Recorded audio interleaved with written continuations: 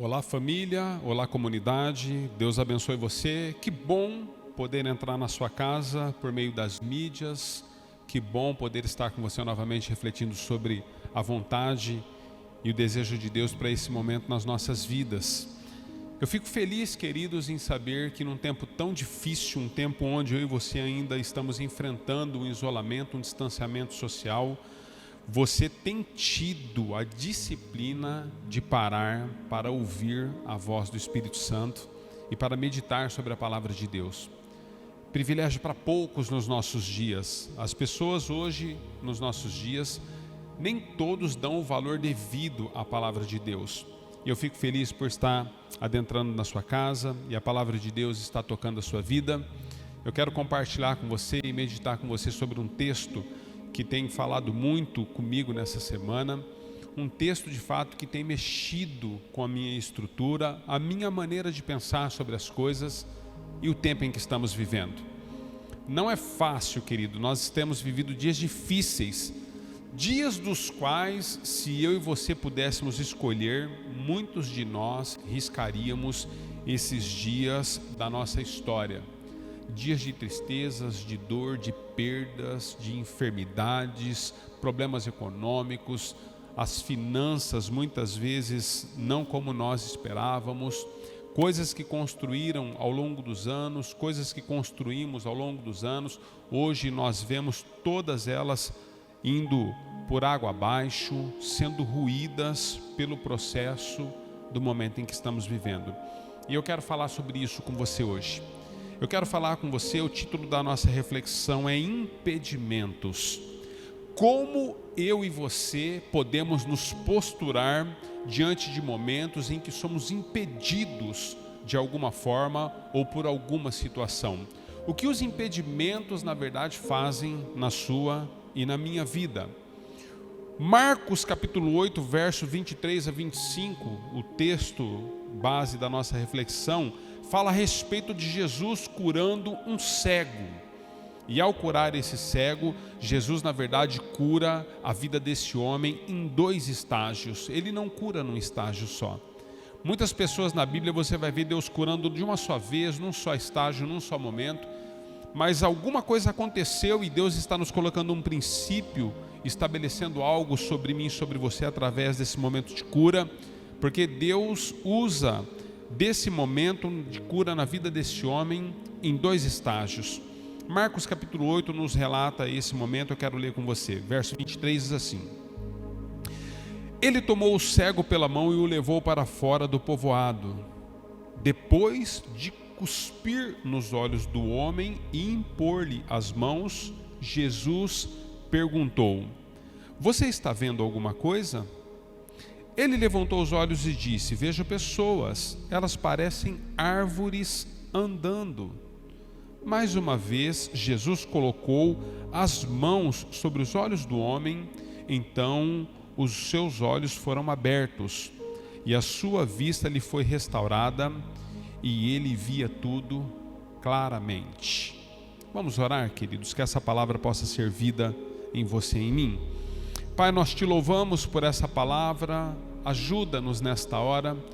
Senhor, nós estamos em um domingo especial. Algumas pessoas vão assistir e acessar, Senhor, essa ministração, talvez num dia determinado da semana.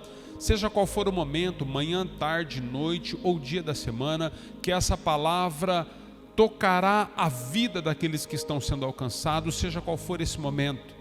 A nossa oração é que, como aconteceu com esse homem, independente de ser em mais de um estágio, também aconteça conosco hoje.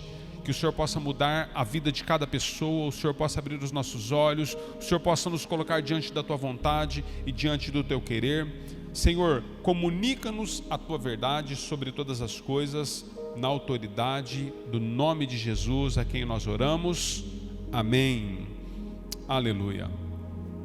Queridos, eu quero iniciar com você com uma pergunta. Na verdade, esse homem não enxergava e então, num encontro com Jesus, Jesus o toca pela primeira vez. Ao tocá-lo pela primeira vez, cuspindo nos seus olhos e declarando cura sobre a vida deste homem, ele tem uma primeira impressão a respeito da cura recebida, e a primeira impressão é que ele não enxerga as coisas de maneira nítida. Então eu quero iniciar com uma pergunta a você: como você reage quando você não está vendo claramente ou vendo de maneira suficiente aquilo que você precisa para que você continue caminhando? Como você reage quando você não consegue ter o quadro todo nas suas mãos? Quando aquilo que você está vendo te foge alguns detalhes por conta da maneira que você pensa, que você entende, que você compreende, quando você não tem o resultado final, como você reage quando você está cheio de incertezas a respeito do trilho que você tem que seguir? Sabe, amados, incertezas tem sido, na verdade, a palavra do dia nos nossos dias. Quantas incertezas têm sido geradas nos corações, na vida daqueles com quem caminhamos, às vezes na nossa própria vida.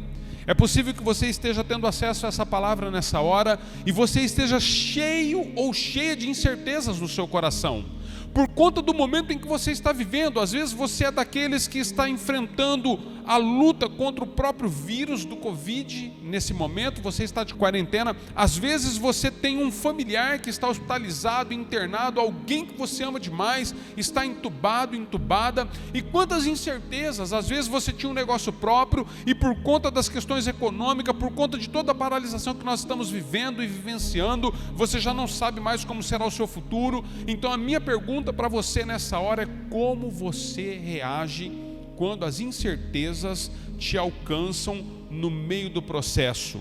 Como você se porta? Sabe, queridos, nós temos vivido no meio de uma geração que ela tem sido paralisada em meio ao processo daquilo que nós estamos assistindo. Pessoas que, na verdade, elas não vivem mais aquilo que Deus espera que elas possam viver e aquilo que Deus levantou elas e projetou para que elas possam viver. Por quê? Por causa da maneira como enxergam as coisas. Este homem, uma vez tocado por Jesus, ele passa a enxergar, mas de maneira ainda muito complexa. Até o texto nos diz que ele começa a olhar para as pessoas e enxergar as pessoas como árvores. Ou seja, não era muito claro para aquele homem o que ele passou a ver depois do primeiro toque de Jesus na vida dele. Eu quero falar com você de alguns estágios. Os estágios da cura e da libertação na sua vida.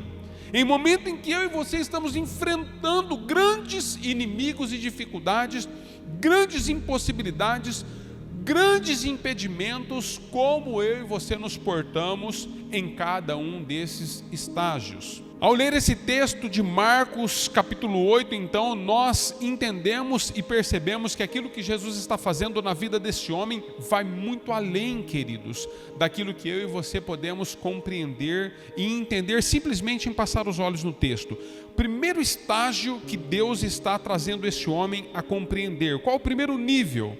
Deixe Jesus tirar você da mesmice e te conectar com a cura que só Ele tem para você. O que Jesus está fazendo com esse homem? Em Marcos, queridos, capítulo 8, verso 23, diz que Jesus, tomando aquele homem pela mão, tira aquele homem do meio do povoado.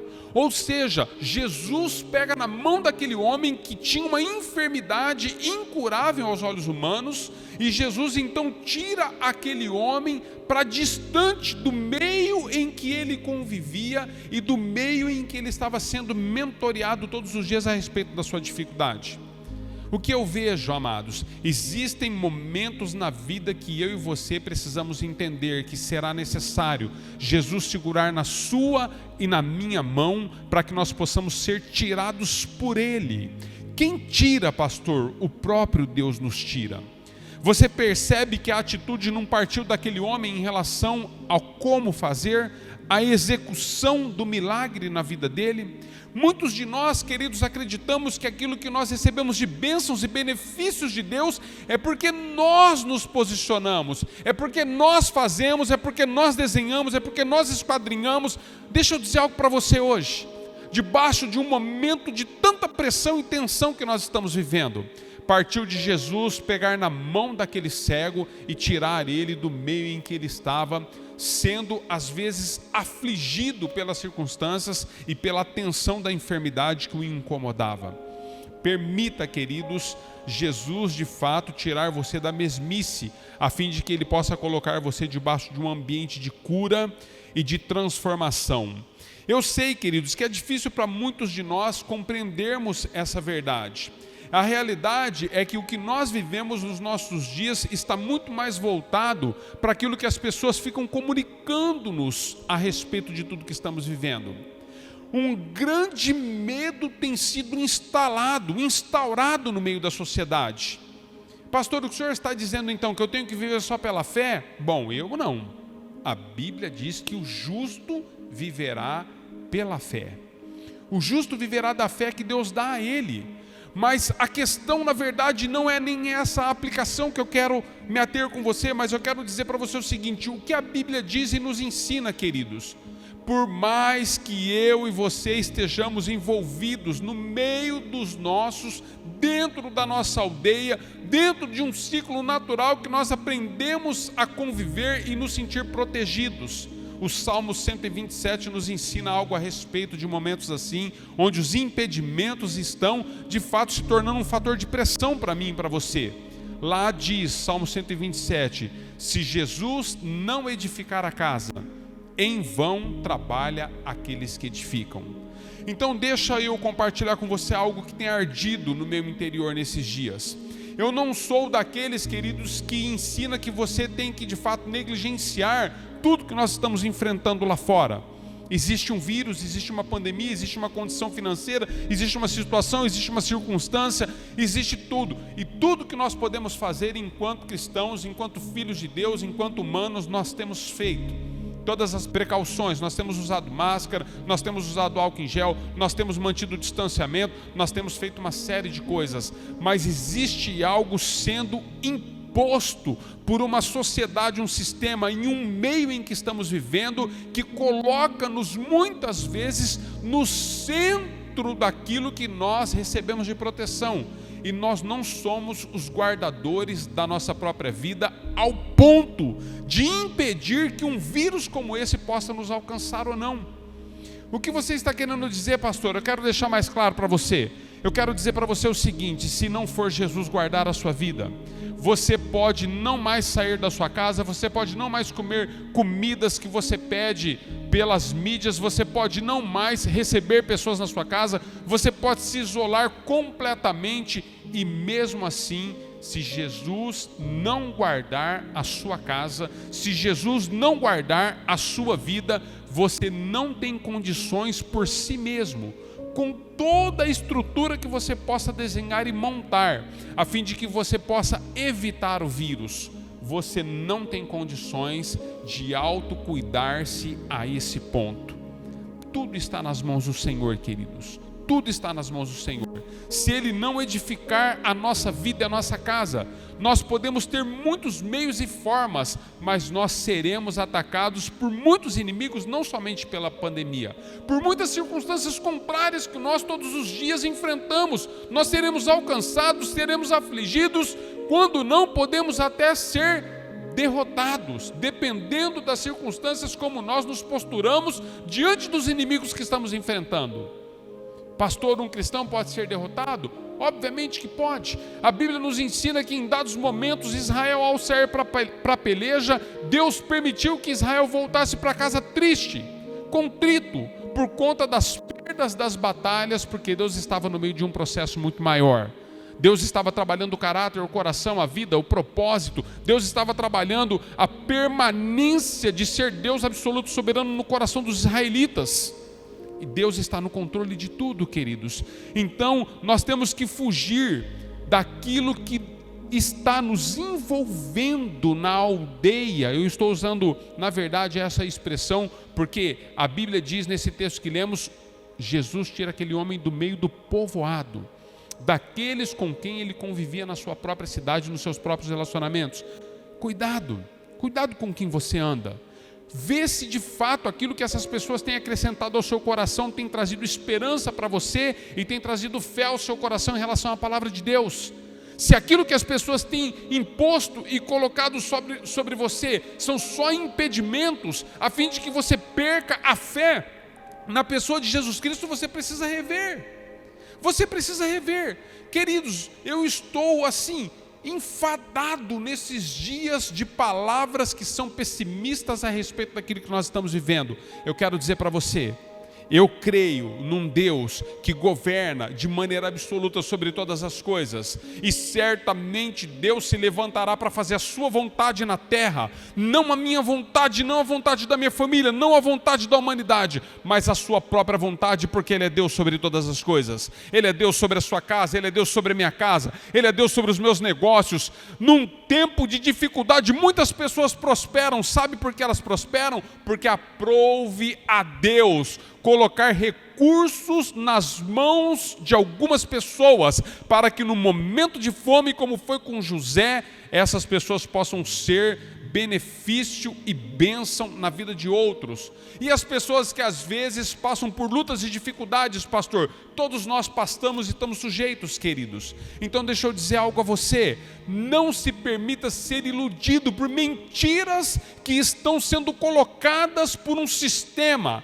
Não se permita ser muitas vezes levado por mentiras que têm sido colocadas para impedir que a vontade de Deus se cumpra na sua vida e através da sua vida. Pastor, eu estou me isolando. Não é uma realidade, queridos.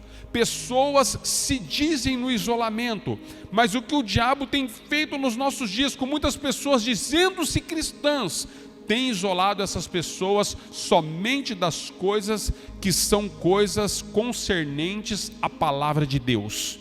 Pessoas são isoladas dos relacionamentos com outros cristãos, pessoas são isoladas da prática de vida com Deus, pessoas são isoladas de estar nos mesmos lugares compartilhando da fé em Cristo Jesus e recebendo da vontade de Deus, mas elas não são isoladas para continuar seguindo as suas vidas na sua maneira secular de enxergar as coisas, na sua vivência prática e diária, nos seus segmentos lá fora. Essas pessoas não são impedidas a isso, mas elas são impedidas de estar no centro da vontade de Deus, usando uma palavra, dizendo: olha, estamos nos cuidando. Não estamos nos cuidando. Eu conversava com uma pessoa esses dias e eu tenho percebido que com tudo que estamos vivendo, queridos, nós na verdade precisamos enxergar de maneira clara, e não como o primeiro toque que Jesus trouxe naquele homem, enxergando somente de maneira turva, vendo as coisas embaçadas como árvore. Eu estava dizendo para esse irmão então que os mercados dos nossos dias não chamam-se mais mercados, se tornaram shoppings. Por quê? Porque nós estamos sendo impedidos por um sistema que nos coloca debaixo de um medo de escravidão e nos coloca e nos acua num canto de parede a não estarmos convivendo com aquilo que Deus proporcionou para nós. Mas nós não somos impedidos de estarmos nas aglomerações dos ônibus, dos metrôs, dos mercados. Não somos impedidos, queridos, e nós estamos em tudo isso. Então a verdade é o seguinte: como que eu posso me autoguardar se Jesus não me guardar primeiro? Não tome o lugar de Deus na sua vida. Deixe que Ele cuide de você e deixe que Ele cuide de cada detalhe da sua história. Segundo estágio a respeito da cura na vida desse homem: creia no improvável. Você pode pensar sobre isso? Creia no improvável.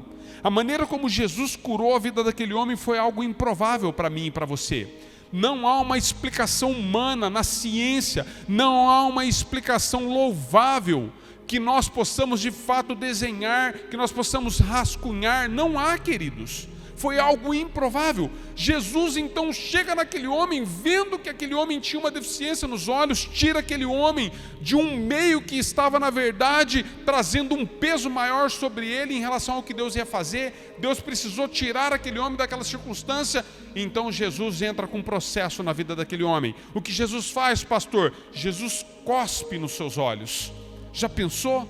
Parece até que Jesus está sendo indelicado e insensível, queridos. Jesus não está sendo insensível. Aquilo que para mim e para você parece improvável, parece ser insensibilidade de Jesus para com aquele cego, gerou na vida daquele cego o maior momento de milagre que ele pôde experimentar em toda a sua história. É isso que Jesus está fazendo. Jesus está gerando milagres na sua vida e na minha vida de maneira improvável. Que maneira improvável Deus tem usado com você? Você precisa perceber nos dias em que você está vivendo, em cada detalhe, em cada circunstância, o que Jesus está fazendo sem explicação. Existem coisas inexplicáveis, queridos. Esses dias me perguntaram: pastor, por que pessoas que têm N enfermidades, elas são listadas em quase todas as enfermidades que nós podemos listar, e elas entram no hospital, ficam entubadas e saem, e pessoas completamente saudáveis, pessoas que praticam esporte, cuidam da saúde, não têm nada que possa indicar um problema de saúde, elas entram e não voltam, e o Covid as leva embora. Sabe, querido, o que eu quero dizer para você? Eu volto no primeiro ponto, somado com esse: coisas improváveis acontecem. Sabe por quê? Deus está no controle de tudo. Não importa o quanto de saúde que você tem ou as enfermidades que você carrega, sabe o que importa sobre todas as coisas? A última palavra sobre você e sobre mim vem do Senhor. O que Deus está fazendo, queridos, é improvável. Manter-nos em pé em dias tão difíceis como esse que nós temos vivido na nossa sociedade. Por que será que Deus tem mantido você em pé? Será que é simplesmente para você se reunir com um grupo de pessoas que você entende? Não, esse grupo eu posso me reunir porque esse grupo não contamina. É como se os cristãos se tornassem agora a fusão da contaminação na terra. Porque as pessoas começam às vezes a olhar: olha, vocês estão sendo negligentes, olha vocês. Não, queridos, nós não podemos determinar quem contamina e quem não contamina. Existem pessoas que nós não sabemos e elas carregam o vírus. Às vezes nós não sabemos e estamos tendo relacionamento com elas lá fora. Então Deus está fazendo coisas improváveis. Você já parou para pensar com quantas pessoas você teve contato e acesso e elas estavam contaminadas e Deus te preservou? É improvável, queridos. Como se explica isso? Casas das quais 1 ou 2 é contaminado e 2 são preservados. Como se explicar isso? Coisas improváveis, queridos. O que Jesus está fazendo na vida desse homem não tem explicação, mas Jesus está fazendo. Você precisa crer no sobrenatural. Sabe qual que é o maior problema que nós enfrentamos em toda a história da raça humana em relação àquilo que se diz Deus? Nós enfrentamos grandes problemas com Deus, porque todas as vezes que nós esperamos um milagre, uma intervenção do Senhor, nós queremos colocar Deus dentro de uma formatação que a nossa mente compreende. Todas as vezes que for possível você compreender o que Deus está fazendo, nunca chame isso de milagre. Milagres são inexplicáveis. Você nunca vai conseguir explicar aquilo que Deus está fazendo, porque não há explicação para isso. Não coloque Deus e não impeça a Deus, porque você não está compreendendo tudo, porque você não está enxergando tudo. Jesus olha para aquele homem, cospe nos seus olhos, toca nos seus olhos e faz uma pergunta para ele: o que você está vendo? Ele falou: eu vejo pessoas como árvores, eu não consigo enxergar nitidamente, mas isso não impediu Jesus de continuar operando na vida daquele homem. Então, o terceiro estágio, queridos: o que você está vendo? O que você está vendo? N pessoas se relacionam com você constantemente, por meio de mídias, por meio de relacionamento presencial, por meio da sua família. N pessoas, queridos. E todas essas pessoas vão compartilhar visões com você. E todas essas visões vão fazer você acreditar em algo que é muito maior do que você mesmo. Todas essas visões vão fazer com que você possa se posturar e se posicionar em relação a tudo que você está enfrentando. Então a minha pergunta para você é a mesma pergunta que Jesus fez para aquele cego: o que você está vendo? O que você vê? Sabe o que eu vejo, queridos? Eu vejo uma série de homens e mulheres que deveriam estar dando alimento para quem tem fome, levando uma palavra de esperança para quem está no desespero, tocando a viúva, o órfão, o necessitado, fazendo uma ligação, mandando um WhatsApp, entrando nas mídias e declarando uma palavra de vida em tempos de mortes. Eu vejo centenas de pessoas que carregam isso dentro delas, mas elas estão paralisadas, porque elas têm recebido as informações do inferno, as informações do inimigo, elas têm recebido e têm sido amedrontadas paralisadas não conseguem ser funcionais em um tempo em que Deus espera que elas possam ocupar as suas posições. O que você está vendo? O que você está vendo? Sabe o que eu vejo, queridos? Que nós carregamos a presença de Deus, nada mais, nada menos do que isso. Eu vejo que todos nós que nascemos de novo, nós fomos lavados e remidos pelo sangue de Jesus. O nosso nome foi escrito no livro da vida para que nós pudéssemos ser sal e luz lá fora. O que você está vendo, sabe o que eu vejo? Eu vejo pessoas como eu e você sendo levantadas num tempo de fome e de caos. O que você está vendo?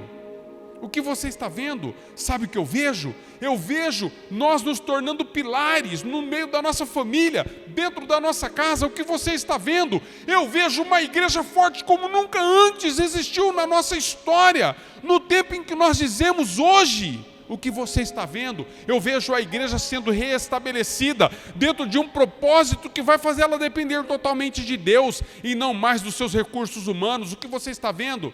Eu vejo Deus trabalhando o nosso caráter. Eu vejo Deus fazendo algo novo em mim. Eu vejo Deus mudando a minha percepção sobre você. Eu vejo Deus dizendo que o medo, eu vejo Deus dizendo que a insegurança, as circunstâncias, nada pode impedir aquilo que Ele está fazendo na minha vida, porque a última palavra vem dEle. O que você está vendo? Como você tem enxergado esse momento na sua vida? O que Deus está fazendo em você nesse tempo difícil? Amados, eu desejo muito que Deus possa mudar a sua história. Eu desejo muito. Sabe o que Deus está fazendo na minha vida nesses dias, queridos? Deus está fazendo com que eu de fato possa depender mais dEle e menos de mim. Eu tenho recursos, queridos. Eu poderia fazer N coisas com os meus recursos, mas sabe o que eu tenho feito? Como os 24 anciãos, eu tenho me prostrado aos pés daquele que vive, aquele que tem o seu nome escrito na coxa, Rei dos Reis e Senhor dos Senhores, aquele que tem os olhos como chamas de fogo, aquele que tem na sua boca uma espada afiada. Eu tenho me prostrado diante desse Deus que é poderoso sobre todas as coisas. Eu tenho dito, Senhor, de que adianta os meus recursos, se o Senhor não for por nós, Senhor. Se o Senhor não for por nós, é isso que eu tenho visto, queridos. Eu tenho declarado, Senhor, não importa o que eu tenho. Se o que eu tenho não é para te servir, eu não tenho nada. Se o que você tem não for e não estiver à disposição do serviço para a casa de Deus, eu quero dizer algo para você: você é o mais infeliz de todos os homens, de todas as mulheres. Se aquilo que Deus tem confiado nas suas mãos não é para que outros sejam curados, libertos e salvos, de nada adianta o que você tem conquistado ao longo desses anos todos. O que você vê? O que você está vendo nesses dias? Eu vejo Deus curando a minha vã maneira de pensar, o meu egoísmo. Eu vejo Deus me posicionando e posicionando você. O que você está vendo? Eu vejo que o medo, a indisposição, eu vejo que as circunstâncias contrárias, todas elas são obrigadas a se dobrar diante da palavra daquele que vive hoje eternamente. Basta uma palavra do Senhor, basta um toque do Senhor, basta uma posição do Senhor e tudo na nossa vida é mudada. Sabe, amados, Deus é improvável. Ele poderia ter liberado uma única palavra sobre a vida daquele cego e ter dito: olha, volte a enxergar ou enxergue. Ele poderia ter dito isso, mas ele preferiu cuspir. Sabe por quê? Ele preferiu dizer para você e para mim: não é da maneira que você espera e você pensa e que você deseja, é como eu entendo que devo fazer. Porque a maneira como eu faço tem propósitos eternos, dos quais você ainda nem os percebeu. E Jesus está querendo dizer, em primeiro lugar, seja humilde para aceitar aquilo que eu estou fazendo e deixe de dar desculpas no meio do processo. Não pule do barco, querido, no meio do processo. Deus não se alegra daqueles que lançam mão do arado e olham para trás. Deus não se alegra. Quantas pessoas nos nossos dias, queridos, deixaram o melhor de Deus porque não permitiram Deus continuar fazendo a sua obra na vida deles? Então, quarto e último estágio, o que você está vendo, pastor? O que você tem entendido desse momento que nós temos vivido como pessoas, como igreja? Eu quero dizer para você o quarto aspecto da cura na vida desse homem. Permita Jesus completar a obra dele em sua vida. Jesus pega na mão desse homem, tira ele do meio do ciclo vicioso em que ele estava vivendo. Jesus cospe nos seus olhos e o toca e pergunta para ele: o que você vê? Eu vejo pessoas como árvores. é isso que eu vejo, ainda elas estão confusas, embaçadas. A Bíblia diz que Jesus toca novamente. Houve um segundo toque de Jesus na vida deste homem, e quando Jesus então o toca novamente, Jesus completa a obra de cura na vida deste cego. E disse para ele: o que você vê? Ele falou: agora eu vejo nitidamente as pessoas. Sabe o que eu entendo, queridos? Centenas e milhares de pessoas ao longo dos anos param no meio do caminho o processo que Deus iniciou na vida deles. Param por causa de inveja, param por causa de que eles compreendem que depois de terem estudado Deus, depois de terem estudado a teologia, depois de terem estudado a igreja, depois de terem estudado relacionamentos, depois de terem buscado A, B, C ou D, eles entendem que eles já sabem tudo. Então eles entendem como a igreja deve ser, eles entendem como a vida deve ser, eles entendem como Deus é, e aí eles então estagnam no meio do processo. Mas Jesus, na verdade, nunca liberou aquele homem antes de que a obra tivesse sido completada. Jesus só libera a vida daquele homem depois que ele estava enxergando nitidamente. Deixa eu dizer para você, não pare no meio do processo. Não siga dando desculpas que você não se relaciona mais com aquilo que Deus está fazendo. As pessoas dizem assim: pastor, eu estou isolado porque na verdade eu não quero me contaminar. Eu tenho conversado com pessoas de N denominações, queridos, porque na verdade eu acredito no reino. Eu não acredito numa placa denominacional. Nós cremos no reino de Deus. E eu converso com N pessoas que estão linkadas e ligadas ao reino de Deus. E aí ela diz: olha, pastor, eu não estou mais indo lá na minha igreja, eu não estou mais indo. Aí eu pergunto: mas você tem acessado as mídias daquilo que tem sido produzido para você se alimentar espiritualmente? A pessoa também não tem acessado. Então não dê desculpas, deixe Deus completar a obra na sua vida. Deixe Deus completar a obra na sua vida. Seja um agente de Deus para que a obra dele seja completada na vida de outros que convivem com você. Permita Deus então agora liberar você. Você está enxergando nitidamente? Eu pergunto para você: quais são os impedimentos que você tem enfrentado? Seja quais forem eles, o que você está vendo? Você está vendo a obra de Deus nisso tudo? Glorifique ao Senhor por meio daquilo que Ele está fazendo em você e por meio daquilo que Ele está fazendo através de você. Eu quero finalizar com você a respeito desse assunto e quero dizer para você que nos últimos dias, queridos, haverão dias onde o amor de muitos se esfriarão, mas existe um remanescente. E eu finalizo com você a respeito desse aspecto. O que você está vendo, pastor? Eu estou vendo um remanescente de fiéis. Homens e mulheres que, independente das circunstâncias contrárias, independente da aldeia em que eles estão vivendo, independente da quantidade e da percepção de visão que eles estão tendo, ainda que seja mínima a percepção de visão, ainda que seja uma luz no fim do túnel, ainda que seja como árvores o que Deus está mostrando para eles, eles estão se apegando naquilo que Deus está mostrando. A quantidade da abertura de olhos que Deus te dá, se segure nisso e não largue disso e não negocie isso com mais ninguém.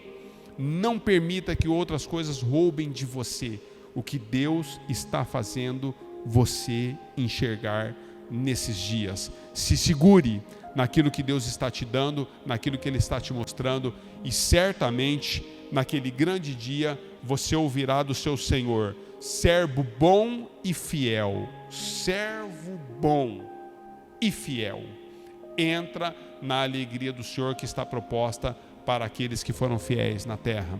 Eu quero te abençoar nessa hora, na autoridade do nome de Jesus. Eu quero declarar que essa palavra seja um divisor de águas para você, um divisor de águas, que ela possa mudar a sua história, que ela possa mudar a sua essência, e que nesse tempo de caos você viva intensamente com os olhos abertos naquilo que Ele tem para você. Em nome de Jesus, nós te abençoamos e declaramos a vontade de Deus sobre todas as coisas na sua vida. Diga amém aonde você está. Espero que você tenha sido tocada, abençoado por essa palavra. Espero que essa palavra possa mudar a sua história e possa mudar o norte da sua vida. Na autoridade do nome de Jesus, naquele grande dia, eu espero me encontrar com você. E nós vamos nos alegrar juntos, dizendo: lembra daquele dia, pastor? Lembra daquela palavra? Lembra daquela mensagem? Pois é, pastor, aquela mensagem mudou a minha vida e mudou a minha história. E nós vamos nos alegrar juntos na presença do nosso Pai, do nosso Rei, em nome de Jesus. Se você foi abençoado por essa palavra, onde você está tendo acesso a essa mídia, a esse vídeo, diga: amém, Senhor, eu recebo essa palavra em nome de Jesus. Glória a Deus.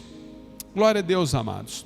Terceiro domingo do mês, depois dessa reflexão, ainda, nós estamos com o salão vazio, os cultos retornam provavelmente domingo que vem. Nós retornaremos com os cultos presenciais, aí com uma limitação ainda de 30% das pessoas, mas nós queremos participar da ceia. Todo terceiro domingo do mês nós participamos da ceia do Senhor e nós queremos participar agora. Então nós enviamos um comunicado lá para os que são os domésticos da fé. Você deve estar preparado com o pão e o suco de uva para esse momento. Fazemos isso em memória de Jesus.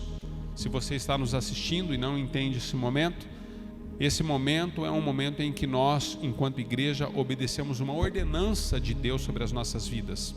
Batismo e a ceia do Senhor são ordens que Deus estabeleceu no Novo Testamento para a sua igreja. O que a Bíblia fala a respeito da ceia do Senhor? A Bíblia diz que o homem e a mulher devem examinar-se a si mesmo. Tendo crido em Jesus e tendo Jesus como Senhor e Salvador da sua própria vida, fazendo parte do corpo de Cristo, você está apto para que você possa participar dos elementos da mesa. Todavia, a Bíblia diz: não faça isso de maneira que você não tenha discernimento do corpo de Cristo na terra. 1 Coríntios capítulo 11, Paulo está falando isso com todos nós, dizendo: olha, depois de examinar-se então e entender que o corpo de Cristo na verdade foi entregue em seu favor, você precisa orar a Deus e então você participe desse momento. E eu quero desafiar você. Nós vamos participar dos elementos da mesa, nós vamos ceiar, você vai ceiar com a sua família, obviamente por causa desse momento ainda de distanciamento.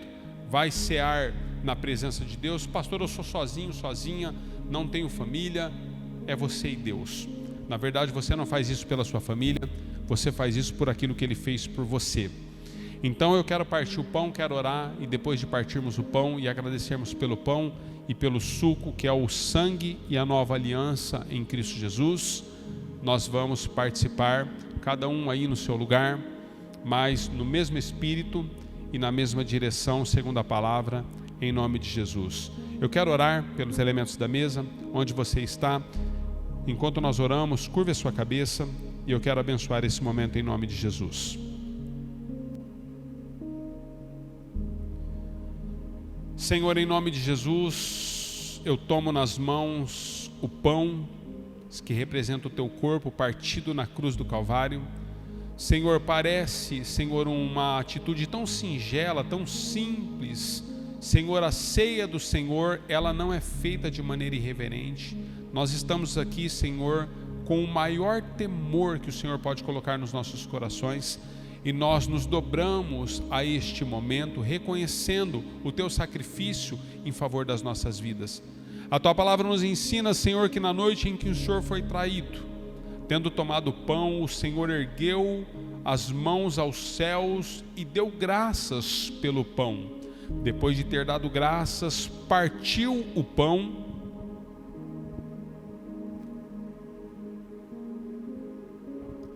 que representou o teu corpo, Senhor, partido em nosso favor na cruz do Calvário. Depois de ter partido o pão, Senhor, a tua palavra nos ensina que de maneira semelhante o Senhor também tomou nas mãos o cálice da nova aliança no teu sangue e, tendo dado graças, ó Deus, também compartilhou com os seus discípulos, dizendo a eles: comei e bebei. Todas as vezes que vocês fizerem isso, farão em memória de mim, até que eu volte. Este é o pão do meu corpo partido em favor de vocês, e esse é o sangue da minha nova aliança, aliança estabelecida para que vocês possam ter vida e vida eterna na presença do Pai. Por isso, Senhor, nós consagramos a Ti os elementos da mesa. Vamos orar agora, Senhor, e que a nossa oração seja recebida e ouvida diante do Senhor, e que nós possamos ter cura, e esse seja um momento onde o Teu milagre possa alcançar as nossas vidas, por meio dos elementos da mesa, o pão e o suco representando o corpo e o sangue do Senhor, nós possamos ser curados de toda enfermidade na alma, no espírito e no físico, representando, Senhor, o Teu milagre sobre as nossas vidas, no nome de Jesus, a quem nós oramos e Te agradecemos. Diga amém onde você está. Depois faça uma oração pessoal entre você e Deus, use alguns segundos.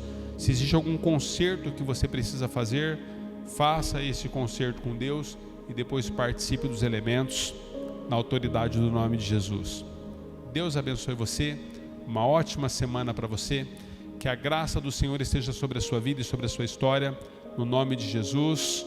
Um abraço da comunidade, até semana que vem. Nós temos live todas as terças e quintas, 6:30 da manhã. Acesse lá a bio da Comu, que você possa de fato ser abençoado em nome de Jesus. Deus te abençoe. Mais uma vez, grande abraço. Boa semana.